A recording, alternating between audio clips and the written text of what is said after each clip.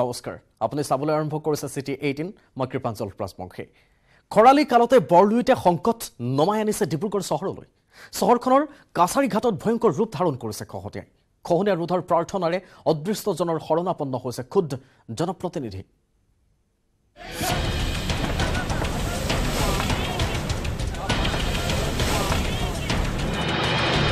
ডিব্ৰুগড় থাকিবগৈনে ব্ৰহ্মপুত্ৰই খহাইছে প্ৰশাসনে দিনে ৰাতিয়ে বৰলুইতক ভেটাৰ চেষ্টা কৰিছে জনপ্ৰতিনিধিয়ে উপায় নেদেখি নেৰেখাজনক প্ৰাৰ্থনা কৰিছে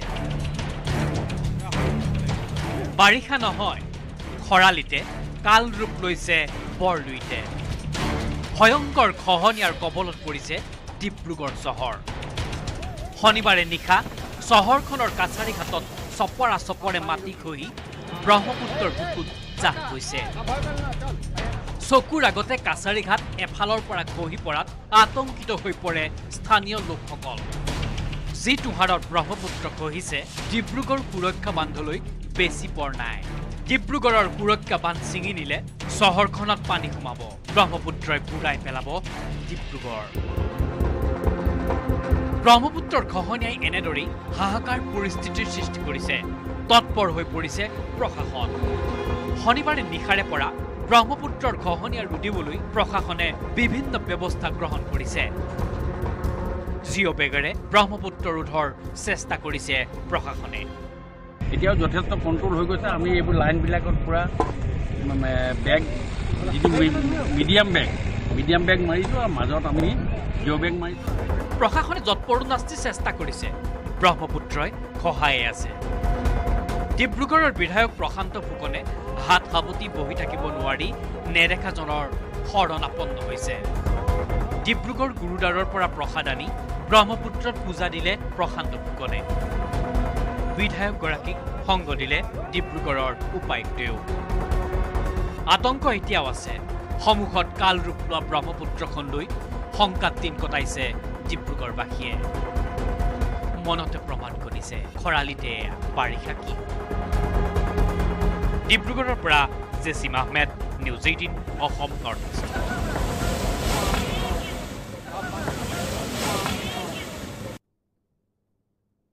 গুৱাহাটী মহানগৰীত পুনৰ হত্যাকাণ্ড ধীৰেনপাৰাত পত্নীক হত্যা স্বামীৰ বৰ্তমানো পলাতক হত্যাকাৰী নুৰুল হক নিশা পত্নী সুফিয়া খাতুনক হত্যা কৰিছে নুৰুলে পাৰিবাৰিক কন্দলৰ ভয়ংকৰ পৰিণতি দেখিবলৈ পোৱা গৈছে মহানগৰীত পুনৰ এবাৰ ডিকে পথত জহুৰ আলীৰ ঘৰত ভাড়াতীয়া হিচাপে আছিল নুৰুল হক আকৌ এবাৰ জনাবলৈ চেষ্টা কৰিছো আকৌ হত্যাকাণ্ডৰ ঘটনা সংঘটিত হৈছে গুৱাহাটী মহানগৰীত ধীৰেনপাৰাত এবাৰ স্থান পত্নীক হত্যা কৰিছে স্বামীয়ে বৰ্তমানো পলাতক অৱস্থাত আছে হত্যাকাৰী নুৰুল হক পত্নী সুফিয়া খাতুনক হত্যা কৰিছে নুৰুলে পাৰিবাৰিক কন্দলৰ ফলতে এই ভয়ংকৰ ঘটনা সংঘটিত হৈছে ডিকে পথত জহুৰ আলীৰ ঘৰত ভাড়াতীয়া হিচাপে আছিল নুৰুল হক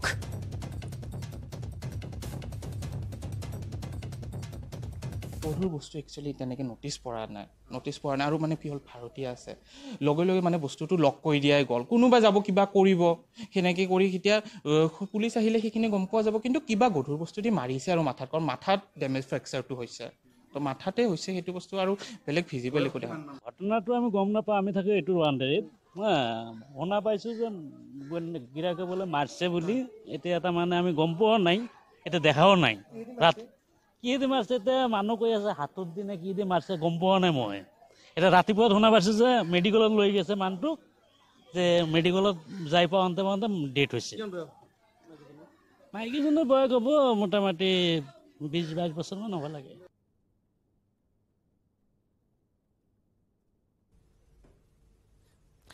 বিজেপিৰ বিৰুদ্ধে ভয়ংকৰ অভিযোগ বিৰোধীৰ বিজেপিয়ে চৰকাৰে ব্যৱহাৰ কৰিছে কেন্দ্ৰীয় অনুসন্ধানকাৰী সংস্থাক দেশৰ 8টা বিৰোধী দলে প্ৰধানমন্ত্ৰীলৈ প্ৰেৰণ কৰিছে পত্ৰ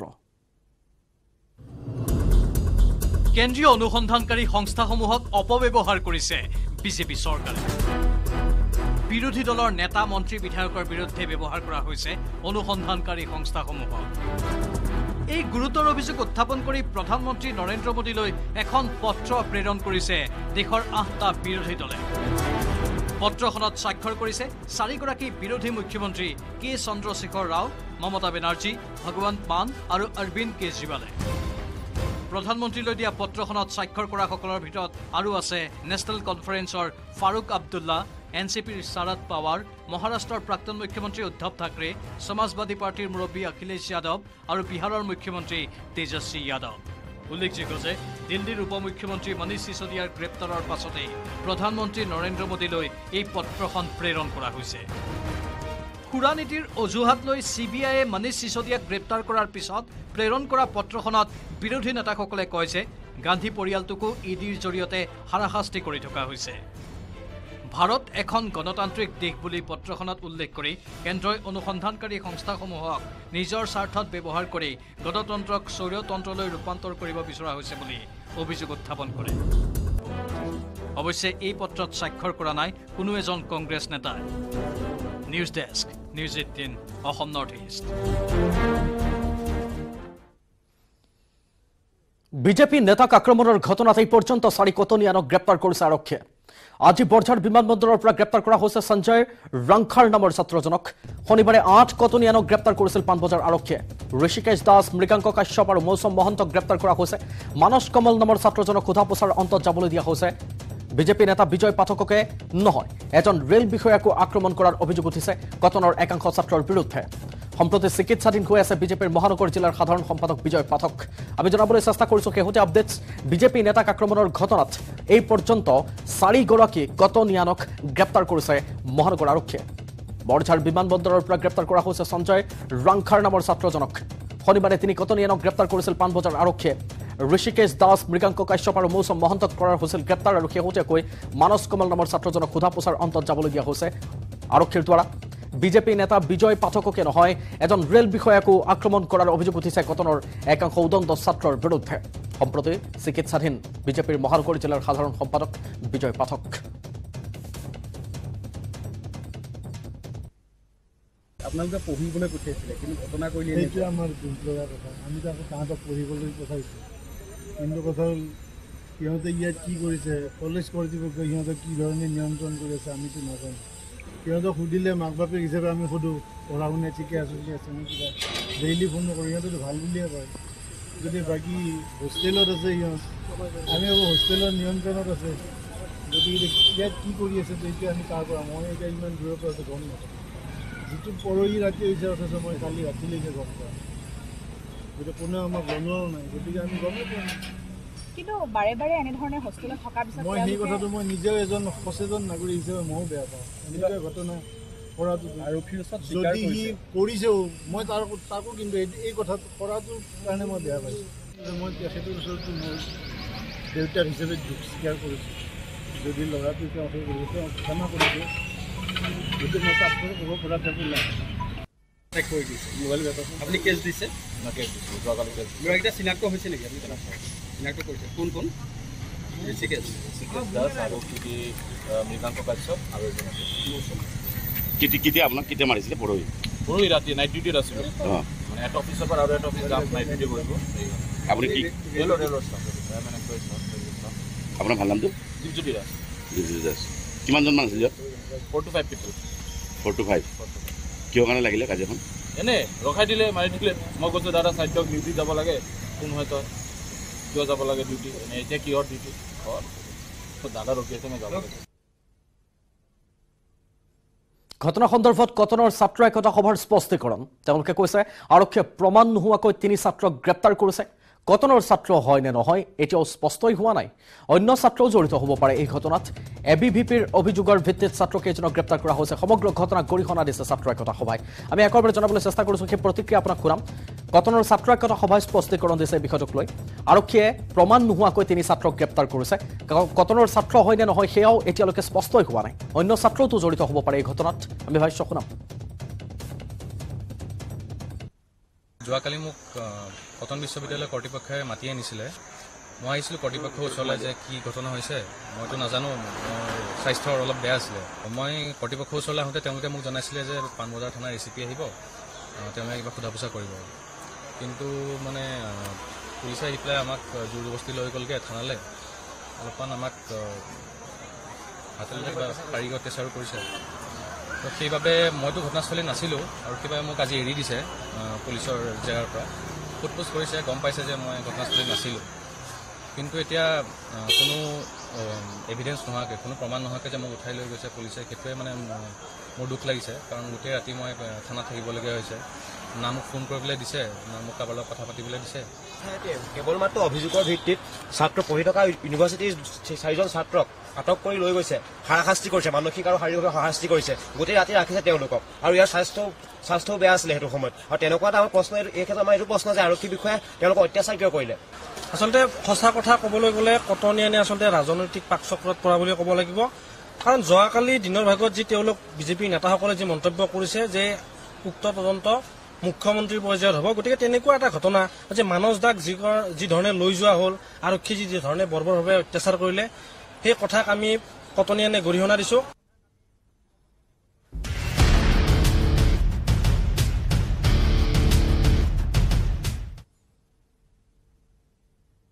প্ৰেমিকৰ নেতৃত্বত যুৱতীক ধৰ্ষণৰ অপচেষ্টা হাজোৰ বৰম্বৈ পাহাৰত সংঘটিত হ'ল এই জঘন্য ঘটনা আৰক্ষীয়ে গ্ৰেপ্তাৰ কৰিছে পাষাণ প্ৰেমিকসহ 2 লম্পটক প্ৰেমিকাক নিৰ্যাতন বৰম্বৈ পাহাৰত ধৰ্ষণৰ অপচেষ্টা প্ৰেমিকেই ধৰ্ষণৰ বাবে লৈ গৈছিল প্ৰেমিকাক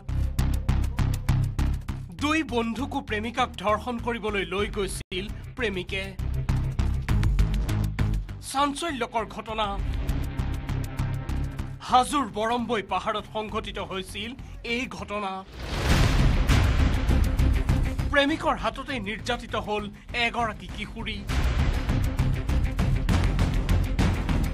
হাজোৰ বৰম্বৈ পাহাৰৰ দাঁতিত প্ৰেমিকাক 2 বন্ধুৰে মিলি ধৰ্ষণৰ অপচেষ্টা প্ৰেমিকৰ আৰক্ষীয়ে গ্ৰেপ্তাৰ কৰিলে প্ৰেমিক সহিতে 2 লম্পটক 26 ফেব্ৰুৱাৰী দেওবাৰ আছিল সেইদিনা চুবুৰীয়াৰ ঘৰত বিয়া খাবলৈ গৈছিল কিশোৰীগৰাকী পূৰ্বৰ পৰাই বিয়া ঘৰত ৰৈ আছিল কিশোৰীগৰাকীৰ প্ৰেমিক আৰু 2 বন্ধু তিনিওজনে মিলি কিশোৰীগৰাকীক খাবলৈ দিছিল এখন পানখন খোৱাৰ পিছতেই ক্ৰমাৎ অচেতন হৈ পৰে কিশোৰীগৰাকী প্ৰেমিক আফজল আলী আৰু 2 বন্ধু মুখনীয়া গাঁৱৰ আয়ুব আলী আৰু ৰামদিয়া মিলপাৰাৰ আমিনুল আলীয়ে কিশোৰীগৰাকীক লৈ যায় বৰম্বৈ পাহাৰলৈ তাতেই তিনিও মিলি ধৰ্ষণৰ চেষ্টা কৰে কিশোৰীগৰাকীক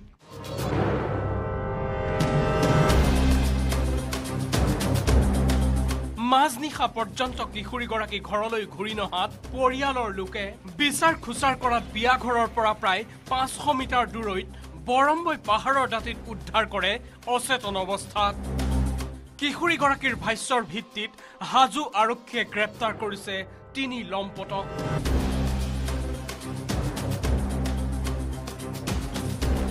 হাজোৰ পৰা Dhiraj Das news 18 Assam north east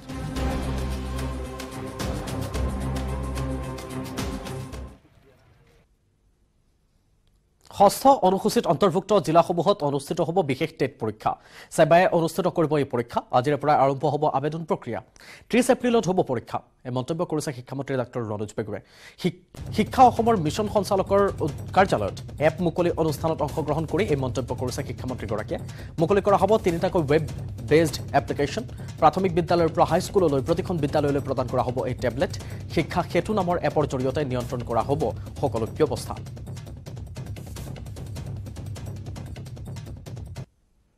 Karbi Anglong Dima Hasao 6 schedule এৰিয়াৰ কাৰণে টেট পৰীক্ষা অনুষ্ঠিত হ'ব ইয়াৰ সেবা এটো অনুষ্ঠিত কৰিব ইয়াৰ সময়সূচী ষ্টেট লেভেল এম্পাৱাৰ্ড কমিটিয়ে এটো এপ্ৰুভ কৰিছে কোকৰাঝাৰ বাক্সা উদালগুৰি ডিমা হাছাও কাৰ্বি আংলং ৱেষ্ট কাৰ্বি আংলং এই 6খন জিলাৰ কাৰণে 5 তাৰিখৰ পৰা অৰ্থাৎ আজিৰ পৰা আবেদন গ্ৰহণ কৰাৰ প্ৰক্ৰিয়া আৰম্ভ হ'ব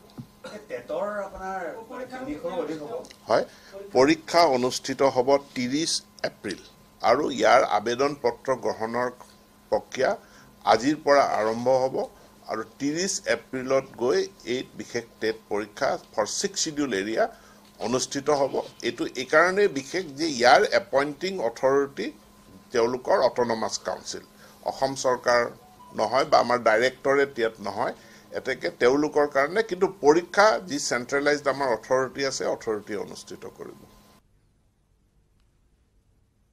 হাতশিঙিমাৰী কলেজ নগৰত ভূমিকেন্দ্ৰিক বিবাদ হাতে হাতে লাঠি জোং লৈ ওলাই আহিল আক্ৰমণকাৰী ঘটনাত মহিলাসহ আহত হৈছে কেইবাজনো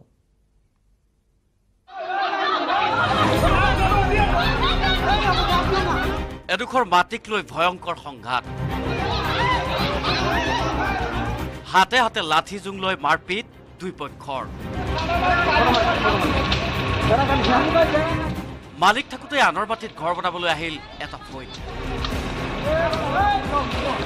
পুৰুষ মহিলাৰে গাড়ী ভৰ্তি কৰি অহা ফৈদৰ সৈতে লাগিল মাটিৰ মালিকৰ ভয়ংকৰ সংঘাত আৰম্ভ হ'ল মাৰপিট এই ঘটনাটো সংঘটিত হৈছিল হাতশিঙিমাৰীৰ কলেজ নগৰত দুই ফৈদৰ আক্ৰমণত আহত হয় কেইবাজনো লোক পুৰুষৰ সমানে মহিলাও নামিল মাৰপিটত তাৰ পিছৰ দৃশ্য এয়া ছফিকুল হক খান আৰু শাহজানা খান নামৰ লোকজনে নিজৰ মাটিত বনোৱা লগাই কাম কৰি থকা অৱস্থাত পুৰুষ মহিলাসহ এটা বৃহৎ দল আহি উপস্থিত হয় কলেজ নগৰত ইয়াৰ পিছতেই আৰম্ভ হয় প্ৰচণ্ড মাৰপিট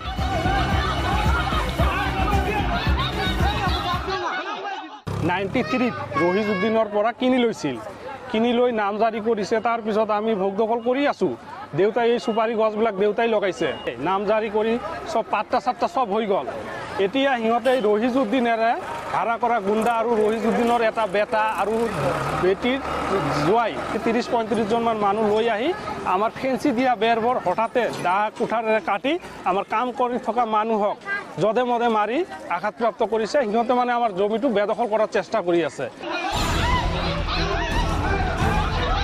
দুই পক্ষৰ মাৰপিটৰ সময়তে খাৰুৱাবন্ধা আৰক্ষী উপস্থিত হৈ ঘটনাস্থলীত পৰিস্থিতি নিয়ন্ত্ৰণলৈ আহে যদিও কেইবাজনো লোক ইতিমধ্যেই গুৰুতৰভাৱে আহত হয় এইটো আমি আমাৰ দেউতাই 30 বছৰ আগতে কিনিছিল এতিয়া আমাৰ নাম জাৰি পাট্টা হ'ল আহত হৈছে নেকি আজি কোনোবা আহত হৈছে আমাৰ নিজ মামা আহত হৈছে চাৰিজন আহি একেবাৰে মাৰপিট কৰিছে ধাৰ ডেগাৰ খন্তা চুলফি সেইবিলাক লৈ আহিছে মাটিক লৈ সৃষ্টি হোৱা কাজিয়াত আহতসকলক লগে লগে চিকিৎসালয়লৈ প্ৰেৰণ কৰা হৈছে আৰক্ষীয়ে দুই ফৈদৰ কেইবাজনো লোকক আটক কৰি সোধা পোছা চলাইছে এতিয়াও উত্তেজনা মাৰ যোৱা নাই হাতশিঙিমাৰীৰ কলেজ নগৰত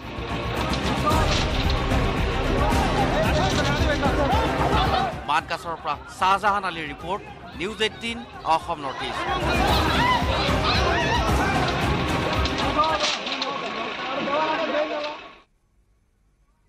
অসমক বদনামী কৰিলে মহাৰাষ্ট্ৰৰ এজন বিধায়কে অসমৰ মানুহে কুকুৰ খায় বুলি বিধানসভাত মন্তব্য কৰে প্ৰহাৰ জনশক্তি পাৰ্টিৰ মুৰব্বী বাচ্চু কাদুৱে বিধায়কজনৰ কাণ্ডক ধিক্কাৰ গঞ্জনা प्रकृतीप्रेमी दल संगठনৰ जेवढे रस्त्यावर आहे तेवढे उचला आणि आसाममध्ये नेऊन टाका आसाममध्ये या कुत्र्याला किंमत आहे अध्यक्ष महोदय किमान हे 8-8, 9-9 हजाराले विकतं অসমক বদনামী কৰিছে মহাৰাষ্ট্ৰৰ বিধায়কে आणि आसाममध्ये नेऊन टाका आसाममध्ये या कुत्र्याला किंमत आहे अध्यक्ष महोदय মহাৰাষ্ট্ৰ বিধানসভাত এগৰাকী বিধায়কে ক'লে অসমৰ মানুহে কুকুৰ খায় जसे इकडे बोकडे खातात तसे तिकडे कुत्रे खातात বাটৰ কুকুৰটো খায়েই নাপালে 8-9 হাজাৰ টকাত কিনিও কুকুৰ খায় आणि आसाममध्ये नेऊन टाका आसाममध्ये या कुत्र्याला किंमत आहे अध्यक्ष महोदय किमान हे 8-8, 9-9 हजाराले विकतं नाहीतर माहिती घ्या माझ्याकडे जे माहिती आहे নিজৰ মন্তব্য বিশ্বাসযোগ্যকৈ উপস্থাপন কৰিবলৈ গৈ মহাৰাষ্ট্ৰৰ বিধায়কগৰাকীয়ে ক'লে মই অসমত থাকোঁতে নিজ চকুৰে দেখিছো অসমীয়াই কুকুৰ খোৱা किमान हे 8-8, 9-9 हजाराले विकतं नाहीतर माहिती घ्या माझ्याकडे जे माहिती आहे आम्ही गुवाहाटीला जाऊन आलो तेव्हा तिथं विचारलं जसे इकडे बोकडे खातात तसे तिकडे कुत्रे खातात মহাৰাষ্ট্ৰ বিধানসভাত অসম তথা অসমীয়াৰ বিৰুদ্ধে এই মন্তব্য কৰা বিধায়কগৰাকী প্ৰহাৰ জনশক্তি পাৰ্টিৰ মুৰব্বী বাচ্চু কাদু মহাৰাষ্ট্ৰ বিধানসভাত বাটৰ কুকুৰ সম্পৰ্কে চলিছিল আজব আলোচনা মহাৰাষ্ট্ৰৰ বাটৰ কুকুৰে দুৰ্ভোগ ভোগাইছে সাধাৰণ নাগৰিকক। বাটৰ কুকুৰৰ পৰা পৰিত্ৰাণ পোৱাৰ উপায় সম্পৰ্কে আলোচনা চলিছিল বিধানসভাত। তাৰ মাজতে বাচ্চু কাডুৱে কৰিলে আপত্তিজনক মন্তব্য। মহাৰাষ্ট্ৰৰ পৰা বাটৰ কুকুৰ অসমলৈ সৰবৰাহ কৰাৰ পৰামৰ্শ प्रहार जनशक्ती पार्टीर मुरब्बी बाच्चू काडूर। जेवढे रस्त्यावर आहे तेवढे उचला आणि आसाममध्ये नेऊन टाका. आसाममध्ये या कुत्र्याला किंमत आहे अध्यक्ष महोदय. किमान हे 8-8, 9-9 हजाराले विकतं. नाहीतर माहिती घ्या, माझ्याकडे जे माहिती आहे, आम्ही गुवाहाटीला जाऊन आलो तेव्हा तिथं विचारलं, जसे इकडे बोकडे खातात तसे तिकडे कुत्रे खातात अध्यक्ष महोदय. म्हणून तिथल्या व्यापाराला बोलावून तुम्ही जर याच्यावर उपाययोजना केली तर अध्यक्ष महोदय एका दिवसात तोडगा निघतं. বাটৰ কুকুৰে সৃষ্টি কৰা সমস্যাৰ পৰা পৰিত্ৰাণ পাবলৈ অসমলৈ কুকুৰ সৰবৰাহৰ পৰামৰ্শ দিছে বাচ্চু কাডুৱে। মহাৰাষ্ট্ৰৰ নতুন চৰকাৰ গঠনৰ পূৰ্বে গুৱাহাটীত বাহৰ পাতি থকা সময়ত অসমৰ মানুহে খাবলৈ হাজাৰ হাজাৰ টকাত কুকুৰ কিনা নিজে দেখা বুলিও বিধানসভাত মন্তব্য কৰিলে বাচ্চু কাডুৱে। অসমৰ মানুহে কুকুৰৰ মাংস খায় বুলি দিয়া মন্তব্যৰ পিছতে বিধায়কগৰাকীৰ বিৰুদ্ধে জাঙুৰ খাই উঠিছে প্ৰকৃতিপ্ৰেমী সংগঠনসমূহৰ লগতে ৰাজনীতিক নেতাও। বিধায়ক শ্বেৰমান আলীয়ে ক'লে অসমে আতিথ্য দিয়া মহাৰাষ্ট্ৰৰ বিধায়কে কৰা এনে মন্তব্যৰ উত্তৰ দিয়ক মুখ্যমন্ত্ৰীয়ে। গোটেই উত্তৰ পূৰ্বাঞ্চলক সাংঘাতিক ধৰণে অপমানিত। তাৰ উত্তৰটো আপোনালোকে মুখ্যমন্ত্ৰী মহোদয় সোধক। তেখেতৰ আলহী আছিলে, তেখেতে ইমান তেওঁলোকক মানে আলপৈচান ধৰিলে, তেওঁ খুৱাই বুৱাই আলপৈচান ধৰি পঠিয়ালে। এতিয়া অসমৰ মানুহক কুকুৰ খোৱা বুলি গোটেই বিশ্বক বেজ্জতি কৰিলে। এতিয়া মই কি কওঁ আৰু মুখ্যমন্ত্ৰী মহোদয় সোধক। आसाममध्ये या कुत्र्याला किंमत आहे अध्यक्ष महोदय. খাদ্যৰ বাবে মহাৰাষ্ট্ৰৰ পৰা বাটৰ কুকুৰ অসমলৈ সৰবৰাহ কৰাৰ পৰামৰ্শটো তীব্ৰ আপত্তি দৰ্শাইছে প্ৰকৃতিপ্ৰেমীয়ে। এটা ডাঙৰ অপমান, আমাৰ গোটেই অসমীয়া জাতিটোক অপমান কৰিছে। তেওঁ যিটো কথা কৈছে বিধানসভাৰ মজিয়াত কৈছে, যিটো জেগা আমি সাধাৰণতে এটা পুণ্যভূমি বুলি ভাবো, সেই বিধানসভাৰ মজিয়াত ইমান ডাঙৰ এটা কথা কবলৈ তেখেতে সাহস কেনেকে পালে? তেখেতে জানেনে নাই যে কুকুৰটো খাদ্য তালিকাত নাহে?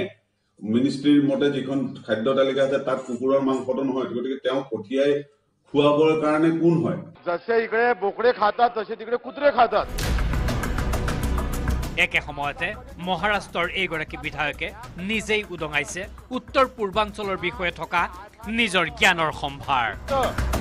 नाहीतर माहिती घ्या, माझ्याकडे जे माहिती आहे, आम्ही Guwahati news desk report, news 18 Assam north east. किमान हे 8-8, 9-9 हजाराले विकतं. नाहीतर माहिती घ्या, माझ्याकडे जे माहिती आहे, आम्ही गुवाहाटीला जाऊन आलो तेव्हा तिथं विचारलं। কংগ্ৰেছৰ বিৰুদ্ধে পুনৰ সৰব হৈ উঠিল কংগ্ৰেছৰ নিলম্বিত বিধায়ক শ্বেৰমান আলী আহমেদ। কংগ্ৰেছৰ বিৰুদ্ধে আক্ৰমণাত্মক হোৱাৰ সময়ত শ্বেৰমানে AIUDF প্ৰধান বদৰুদ্দিন আজমলৰ হৈ ওকালতি কৰা দেখা গ'ল। ইয়াৰ উত্তৰত কংগ্ৰেছী বিধায়িকা শিৱামণি বৰাইও কৰিলে এক বিতৰ্কিত মন্তব্য। কংগ্ৰেছৰ নিলম্বিত বিধায়ক শ্বেৰমান পুনৰ গৰম। কংগ্ৰেছৰ বিৰুদ্ধে গৰম শ্বেৰমান আলী আহমেদ। উত্তৰ পূবৰ 3 ৰাজ্যৰ নিৰ্বাচনত আশাতীতভাৱে পৰাজিত হোৱা কংগ্ৰেছক লৈ আক্ৰমণাত্মক হৈ শ্বেৰমান আলী আহমেদে ক'লে, এই চৰকাৰ উৎখাত হোৱাটো বিচাৰো। সেইকাৰণে মই কংগ্ৰেছৰ এই উভাইডাং মাৰা কথাবোৰত মই বেয়া পাওঁ। এই কথাবোৰত যদি বিজেপি উৎখাত কৰিব বিচাৰে তেতিয়াহ'লে কংগ্ৰেছে ইউডিএফৰ লগত এলায়েন্স কৰিবই লাগিব। নো অল্টাৰনেটিভ। AIUDF প্ৰধান বদৰুদ্দিন আজমলৰ পক্ষত থিয় হৈ শ্বেৰমানে কৈ দিলে, আজমলক তুচ্ছ তাচ্ছিল্য কৰি থাকিলে AIUDFে প্ৰাৰ্থিত্ব দিব নগাঁও কলিয়াবৰত। অহা নিৰ্বাচনত শূন্য হ'ব কংগ্ৰেছ বুলি ক'ব পাৰি। উজনি অসমলৈ তেওঁলোকৰ কোনো মূৰৰ বিষ নাই, কোনো চিন্তা নাই। তেওঁলোকে আজমলক কেনেকৈ ধ্বংস কৰিব পাৰি সেইটো লৈয়ে চিন্তা। ইউডিএফৰ লগত যদি এলায়েন্স নকৰে কংগ্ৰেছে, আৰু যি ধৰণে তুচ্ছ তাচ্ছিল্য কৰি আছে ইউডিএফক, আজমল চাহাবক যি ধৰণে তুচ্ছ তাচ্ছিল্য কৰি আছে, পাৰ্লিয়ামেণ্ট ইলেকশ্যনত তেওঁলোকে ফল পাব। নগাঁও হাৰিব, কলিয়াবৰ হাৰিব, বৰপেটা হাৰিব, এইবিলাক দে উইল বি জিৰো। কংগ্ৰেছত এতিয়া বহু নেতা আছে যিসকলে দলটোক ধ্বংস কৰিছে। শ্বেৰমানৰ ভাষাত। কংগ্ৰেছৰ ভিতৰত চাওক, কংগ্ৰেছৰ শত্ৰু। কংগ্ৰেছত 10টামান ফৈদ আছে, ব্লেকমেইলাৰ আছে। তাৰে ভিতৰত এটা মানে উৎকৃষ্ট ব্লেকমেইলাৰ হ'ল ৰকিবুল। তেওঁ কেতিয়াও যোনেই প্ৰেচিডেণ্ট নহওক কেতিয়াও শান্তিত থাকিব নিদিয়ে। মোক সদায় ডাঙৰ পোষ্ট দিব লাগিব, মোৰ বিৰুদ্ধে গ'লে তোমাৰ সভাপতি ভাঙি দিম। শ্বেৰমান আলী আহমেদৰ এই দাবীৰ বিপৰীতে কংগ্ৰেছে বিধায়িকা শিৱামণি বৰাই কোনো কাৰণতে AIUDFৰে মিত্ৰতা নহয় বুলি দাবী কৰিলে। লগতে ক'লে AIUDFে পিছফালে মাৰে, বিজেপিয়ে আগফালে মাৰে। UDFৰ লগত সম্পৰ্ক কৰাতকৈ আমি বিজেপিৰ লগত ডাইৰেক্ট কৰাই ভাল।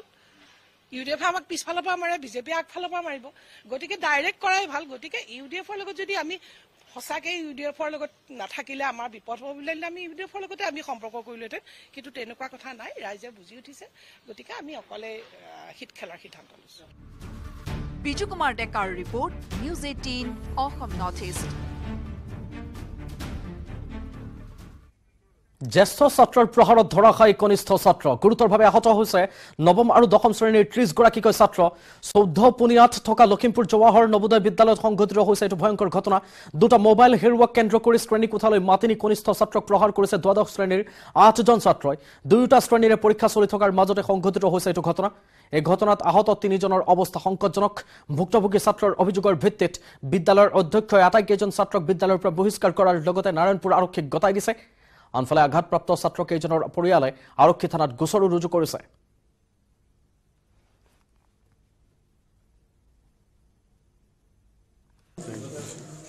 এই অলপ আগতে ক্লাছ 10ৰ ষ্টুডেণ্টখিনিয়ে আহি কমপ্লেইন কৰিলে যে 12ৰ কেইটামান ল'ৰাই তেওঁলোকক মাৰিলে। তো লগে লগে তেওঁলোকৰ পৰা এপ্লিকেশ্যন বিচাৰিলোঁ।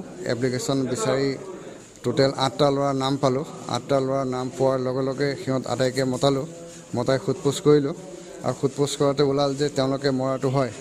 তো ইতিমধ্যে আমি পুলিচকো মাতিলোঁ, কাৰণ ষ্টুডেণ্টৰ মনৰ কথা ক'ব নোৱাৰে, যিকোনো মমেণ্টত যিকোনো চিন্তা কৰিব পাৰে। গতিকে সেইমতে আমি ব্যৱস্থা গ্ৰহণ কৰিম। এতিয়া তেওঁলোকক ৰেষ্টিকেট কৰা হ'ব স্কুলৰ পৰা। হয়, যদি পেৰেণ্টছৰ ছাপোৰ্টত তেওঁলোকে আহি এক্সাম দিব খোজে তেতিয়াই এলাও হ'ব। উইদাউট পেৰেণ্টছত আহিলে এক্সামৰ কাৰণে এলাও কৰা নহ'ব। হয়, আৰক্ষীক গতোৱা হৈছে। টোটেল 8জন। তো 14জন এক্সাম চলি আছে। 10 আৰু 12 দুইটা এক্সাম চলি আছে এতিয়া। আগৰতলাৰ পৰা নতুন দিল্লীলৈ অসমৰ মুখ্যমন্ত্ৰী, ত্ৰিপুৰাৰ মুখ্যমন্ত্ৰীৰ তালিকালৈ দিল্লীলৈ মুখ্যমন্ত্ৰী। কেন্দ্ৰীয় গৃহমন্ত্ৰী অমিত শ্বাহৰ সৈতে নিশা বহিব বৈঠকত। সভাপতি JP নাড্ডাৰেও মুখ্যমন্ত্ৰী সন্দৰ্ভত বৈঠক হ'ব। সলনি হ'ব পাৰে ত্ৰিপুৰাৰ পৰৱৰ্তী মুখ্যমন্ত্ৰী। চৰ্চাত আছে মানিক সাহা আৰু প্ৰতিমা ভৌমিকৰ নাম। আজি নিশা বৈঠকত চূড়ান্ত হ'ব মুখ্যমন্ত্ৰীৰ নাম। 8 মাৰ্চত শপত ল'ব ত্ৰিপুৰাৰ নতুন চৰকাৰে।